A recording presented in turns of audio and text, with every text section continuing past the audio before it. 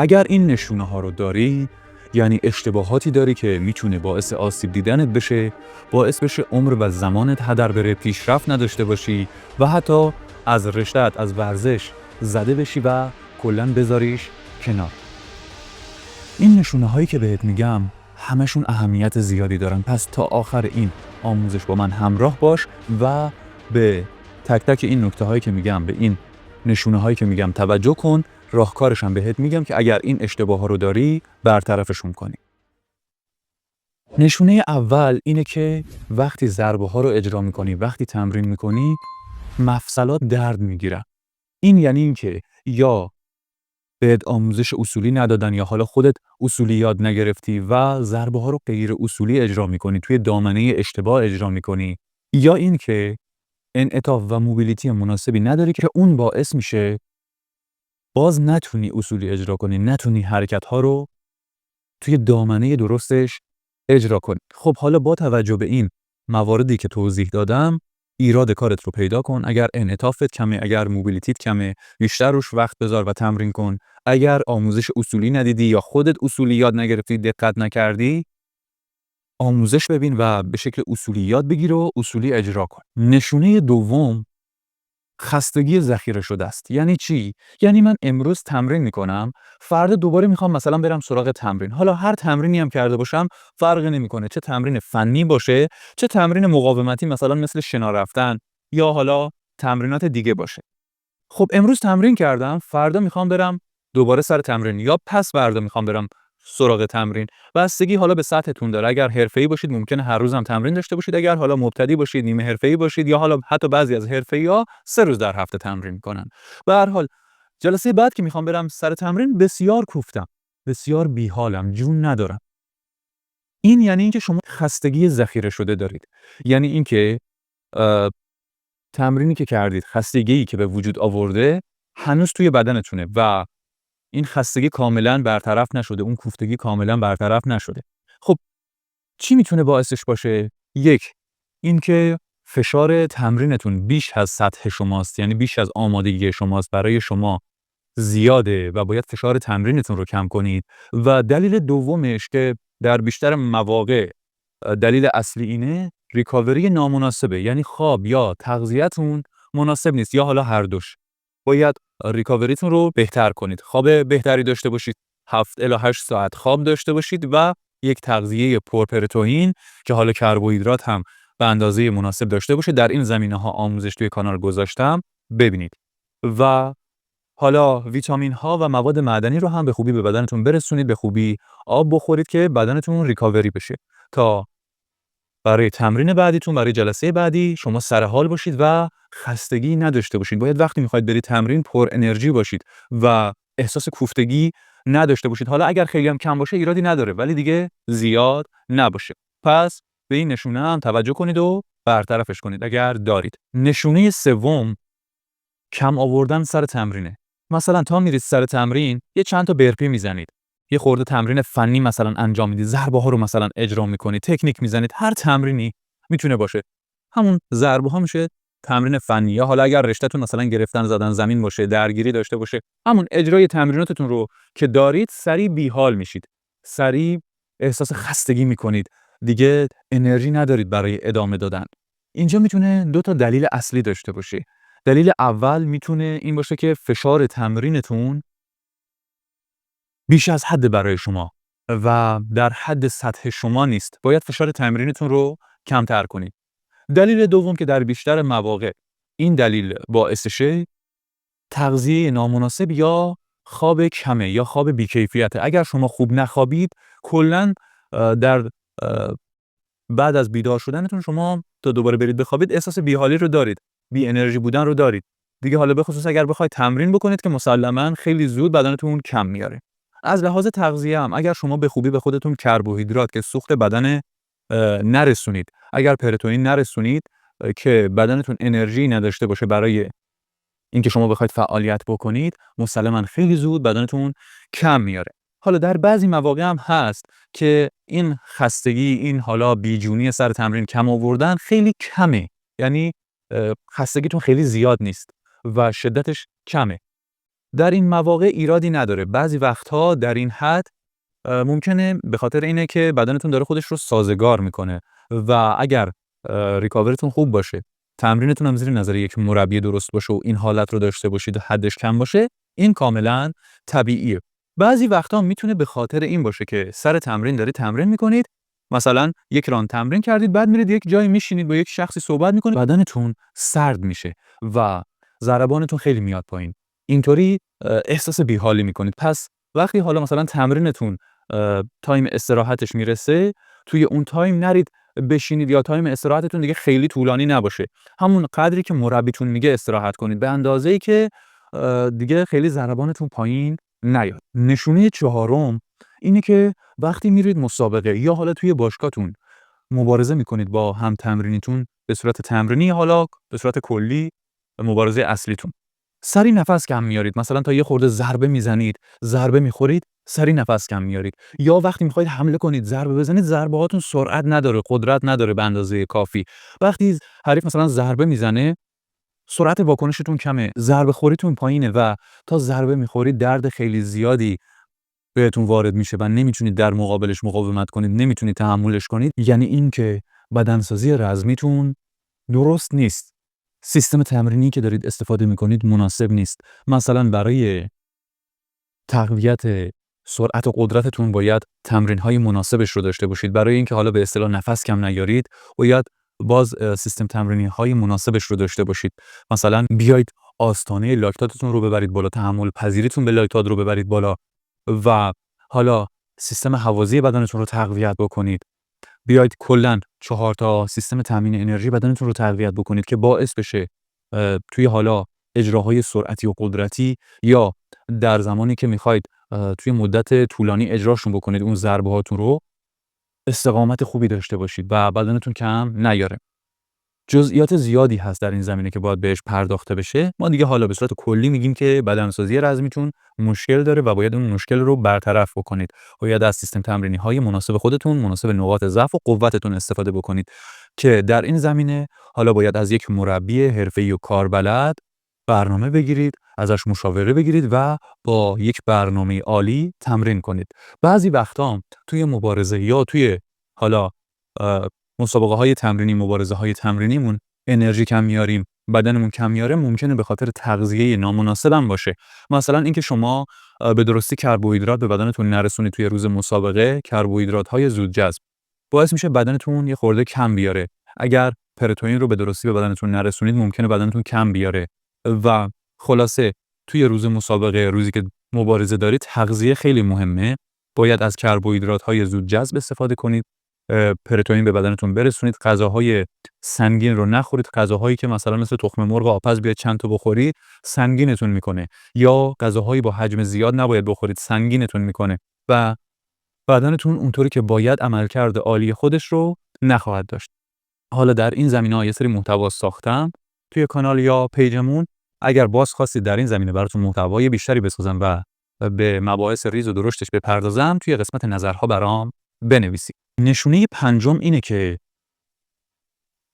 مدت زیادی داری تمرین میکنی اما پیشرفت نمیکنی. حالا از 8 هفته، 12 هفته تا چند سال داری درجا میزنی. یک هدفی داری، میری برنامه میگیری، روی برنامه تمرین میکنی یا حالا بدون برنامه تمرین میکنی.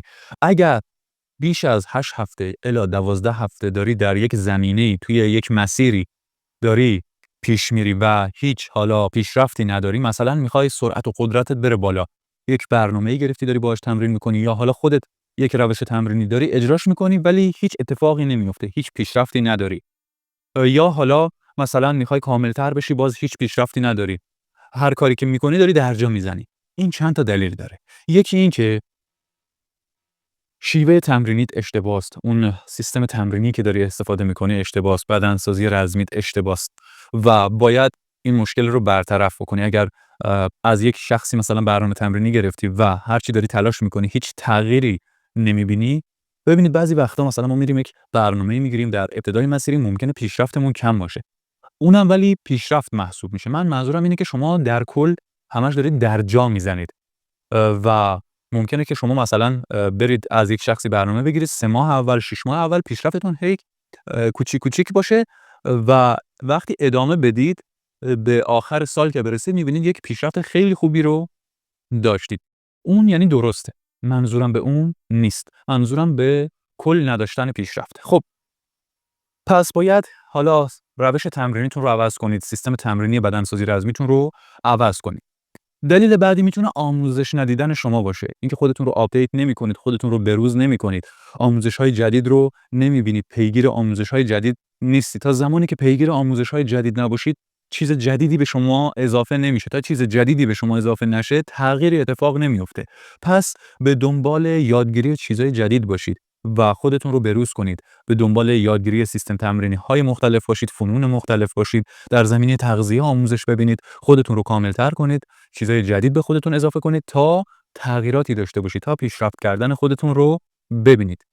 بعضی وقتا هم هست که به خاطر نداشتن یک مربی درست میتونه باشه. خیلی از حالا مربی‌هایی که من متاسفانه دیدم مثلا هنرجوهاشون اومدن به این پیام دادن، میگن مربی ما میگه اگر بری جای دیگه ای کار بکنی، از مربی دیگه ای برنامه بگیری، دیگه حق این که بیای باشگاه رو نداری. بعضی وقتا میتونه مربی باعثش باشه خودش علم درستی نداره و نمیذاره هنرجوش هم بره از یک جای دیگه ای برنامه بگیره و خودش رو آپدیت کنه. پس حالا اگر یه همچین مربی داشتید، اگر احساس کردید که علم مناسبی نداره، بهتره که یک مربی جدید انتخاب کنید که از لحاظ حالا سطح دانشی مناسب باشه، اخلاق خوبی داشته باشه و شما همواره در حال پیشرفت باشید. خب با توجه به این موارد شما اگر ایرادی داشتید برطرفش کنید، به خوبی پیشرفت رو خواهید داشت و عمر و زمانتون هدر نمیره. نشونه ششم اینه که با این که انعطاف خوبی داری اما نمیتونی ضربه ها رو به خوبی اجرا کنی، به خصوص ضربه های پا. این نشونه میتونه به خاطر چند تا دلیل باشه. یکی این که آموزش اصولی ندیدی، یا حالا به درستی بهت آموزش ندادن، یا اینکه خودت دقت نکردی به صورت اصولی یاد بگیری و ضربه ها رو با جزئیات ریز و درشتشون اجرا نمی‌کنی. جزئیات ریز خیلی مهمن توی اجرا. یک چرخش کوچیک پا، یک چرخش کوچیک لگن میتونه خیلی تاثیرگذار باشه توی اجرا کردن عالی ما. خب پس اگر این مشکل رو داری که آموزش ببین، یاد بگیر به صورت اصولی و به صورت اصولی اجرا بکن. دوم میتونه به خاطر کم بودن موبیلیتی بدنت باشه. انعطاف میشه زیرشاخه موبیلیتی. انعطاف یعنی افزایش دامنه عضله و موبیلیتی میشه افزایش دامنه حرکتی مفصلی. باید موبیلیتی بدنت رو ببری بالا که در این زمینه هم تمرین گذاشتم توی کانال، میتونید ببینید و باهاش تمرین کنید، به خوبی موبیلیتیتون رو ببرید بالا که بدنتون به خوبی یاری بکنه و بتونید ضربه‌های عالی رو به خصوص ضربه‌های پا رو اجرا بکنید به خوبی. خب پس موبیلیتی هم میتونه باعث این اتفاق باشه. حالا دلیل بعدیش میتونه تمرین کردن نامناسب باشه. وقتی یک ضربه‌ای رو یاد میگیرین و حالا انعطاف و موبیلیتیمون هم خوبه، اگر به درستی تمرینش نکنیم باعث میشه که ما نتونیم اون ضربه رو عالی اجرا بکنیم. یک ضربه رو در حالت ساده مثلا وقتی یاد گرفتید نمیتونید کامل اجرا بکنید. مثلا من میخوام یک ضربه پا رو اجرا کنم، تا ضربه پا رو اجرا میکنم بی‌تعادل میشم، میخوام بیفتم، پام نمیاد درست. دستتون رو بگیرید به یک جایی، از یک جسمی کمک بگیرید و وایسید، حالا ضربه رو هی اجرا بکنید، هی ضربه رو اجرا بکنید، هی برگردید. اینطوری بدنتون عضلاتش که توی این اجرا درگیر هست رو با هم هماهنگ میکنه و روز به روز هی اجراتون بهتر میشه. هماهنگی عصبی درون عضلانیتون بهتر میشه و باز شما اجرا کردنتون بهتر میشه. پس تمرین کردن اصولی هم خیلی مهمه. حالا یه مدت که به این شکل تمرین کردید، بعد از مثلا 2 ماه، 3 ماه، 6 ماه که کار کردید، بیایید از کش هم استفاده بکنید برای اجرا کردن. از کش‌های متوسط، ضعیف شروع کنید و به مرور کش رو قوی‌تر کنید، یا از وزنه‌های خیلی سبک کمک بگیرید، از وزنه‌های مچ پا مثلا یا حالا مچ دست، و ضربه رو اجرا بکنید و به مرور حالا اون وزنه رو هی سنگین‌تر بکنید، دیگه نهایتاً برسه به 3 تا 5 کیلو، بیشتر نشه که باعث آسیبتون میشه. پس تمرین کردن هم مهمه. توی بدنسازی رزمیتون باید از اجرا کردن ضربه‌ها هم استفاده بکنید تا علاوه بر اینکه حالا دارید عضلاتتون رو تقویت می‌کنید، توی ضربه‌ها هم بهتر بشید. از هم جدا نکنید بدنسازی رزمیتون و اجرای ضربه‌هاتون رو. نشونه هفتم اینه که همیشه نفس کم میاری و برای اینکه این مشکل رو برطرف کنی، میری سراغ دویدن، به خصوص دویدن‌های استقامتی. دویدن تأثیر داره، اما به نسبت سیستم‌های تمرینی دیگه‌ای که ویژه رزمی هستن، تأثیر خیلی کمتری داره. برای اینکه ما نفس کم نیاریم باید 4 تا سیستم تامین انرژی بدنمون رو به خوبی تقویت کنیم. مثل سیستم گلیوکولیز ما. ببینید ما برای اینکه نفس کم نیاریم فقط به یک سیستم هوازی قوی احتیاج نداریم. باید آستانه لاکتاتمون رو بالا ببریم. باید تحمل پذیریمون به لاکتات رو بالا ببریم. باید سیستم فسفوژن، گلیوکولیز، گلیوکوژن و سیستمی که از چربی‌ها تامین انرژی میکنه رو تقویت بکنیم. که حالا اگر خواستید در این زمینه براتون آموزشی بسازم برام توی قسمت نظرها بنویسید. آموزش کاملی رو براتون میسازم که به خوبی بفهمید چطوری باید این 4 تا سیستم رو تقویت کنید. حالا یک مثال کلی میزنم که مثلا بفهمید منظورم چیه. به جای اینکه من برم کلی بدوم میام به اندازه زمان راندهای مبارزه توی سبکم. مثلا توی رشته من 2 دقیقه است یا حالا 3 دقیقه. من میام تمرین‌های مختلفم رو حالا مثلا 40 ثانیه میچینم تا بشه 3 دقیقه یا حالا مثلا 30 ثانیه میشینم. به اصطلاح چند تا ایستگاه درست میکنم. مثلا توی ایستگاه اولم یک تمرین فنی میذارم. 40 ثانیه تون ضربه میزنم. بعدش میرم سراغ ایستگاه بعدی. مثلا شنا زدنه، ایستگاه بعدی اسکات زدنه، ایستگاه بعدی بارفیکس زدنه. همینطوری ایستگاه دارم. باز مثلا ایستگاه بعدی دوباره میشه تمرینات فنی. تا حالا 3 دقیقه من تموم بشه. وقتی 3 دقیقه من تموم شد حالا با توجه به سطح خودم یا همون 3 دقیقه یا حالا کمی بیشتر استراحت میکنم تا بدنم دوباره خودش رو ریکاوری بکنه و دوباره آماده بشم. بعد دوباره میرم سراغ راند بعدی که این کارو مثلا 10 تا 15 تا تکرار میکنم. این خیلی تأثیرش از دویدن برای من بیشتر و استقامت من رو که بالا میبره. کلی از سیستم های دیگه بدن من رو هم تقویت میکنه. توی زمینه های دیگه منظورم اینه که من رو تقویت میکنه و مزایاش خیلی بیشتره. خب حالا اگرم خواستید برید سراغ دویدن در این زمینه هم باز توی پیجمون پست گذاشتم که باید چطوری بدوید. روی حالت گارد بدوید، توی حالت گارد ضربه بزنید و فقط به سمت جلو ندوید. از دویدن‌های اینتروال استفاده کنید، به سمت عقب بدوید، به سمت بغل بدوید و حالا استارت هایی بزنید، حمله هایی بکنید تا باز تاثیرگذاری بیشتری داشته باشه.